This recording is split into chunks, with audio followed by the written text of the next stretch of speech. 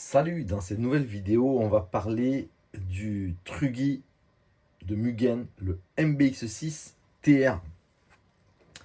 J'avais présenté toute la partie des platines radio et cerveau et aujourd'hui j'ai travaillé sur le train arrière que j'ai démonté et qu'on va regarder en détail. Alors, sur ce train arrière, j'avais d'origine une tourelle carbone classique. J'ai reçu l'option parts de Mugen MBX6T Rear Damper.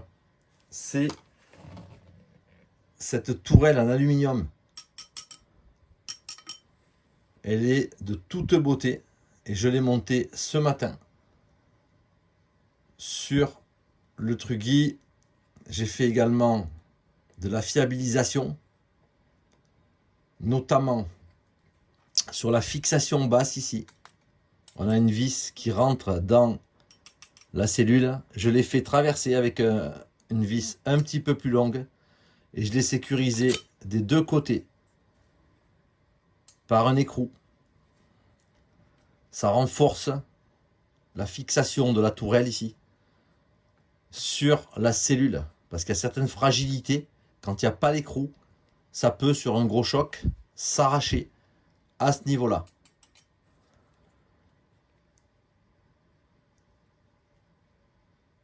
Voilà ce qu'on a fait. On a pris les setups centre ici, la fixation de l'amortisseur, et centre ici, fixation du tirant arrière. Comme le recommande, on le voit ici sur le setup MBX6T.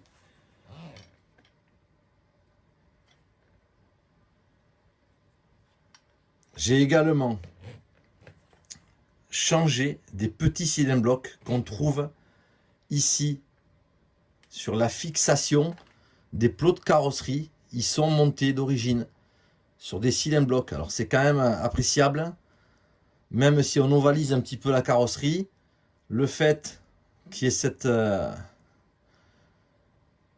ce rebond, ça préserve le Lexan. Voilà, alors ces cylindres blocs, ils étaient complètement secs, je les ai changés. J'ai mis deux cylindres blocs absolument neufs pour le système de support de carrosserie. Voilà, les petites anodisations classiques. Alors, sur ce train arrière, on va monter l'aileron. C'est un aileron Mugen sur lequel, en fait, j'ai pu récupérer. Alors, je remercie au passage Plein Gaz Modélisme qui m'a offert la pièce. C'est une barrette Tissot aluminium noir, ici. Voilà. Qu'on peut venir fixer très simplement, comme ceci.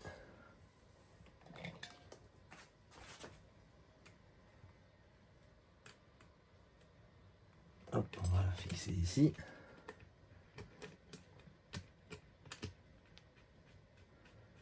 Voilà pour la première.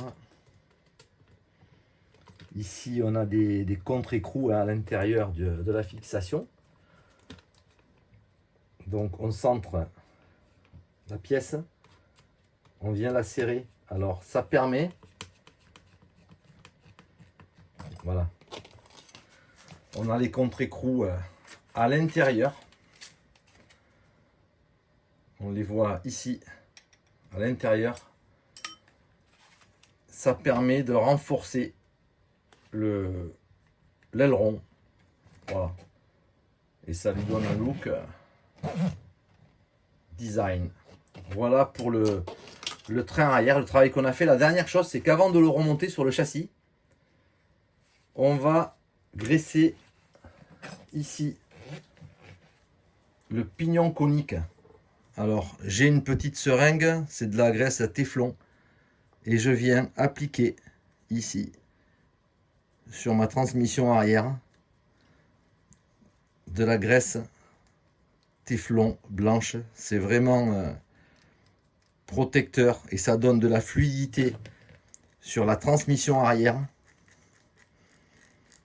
Voilà. J'en mets assez abondamment quand même.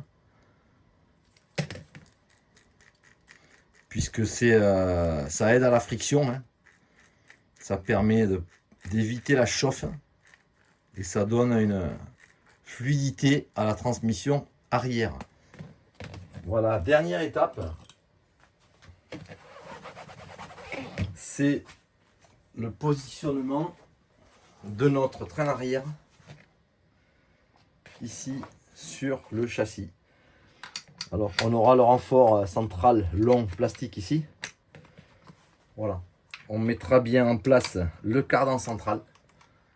Et on a ici le train arrière full alu. Voilà. Dans le même ordre d'idée, j'ai déjà remplacé le train avant, la tourelle.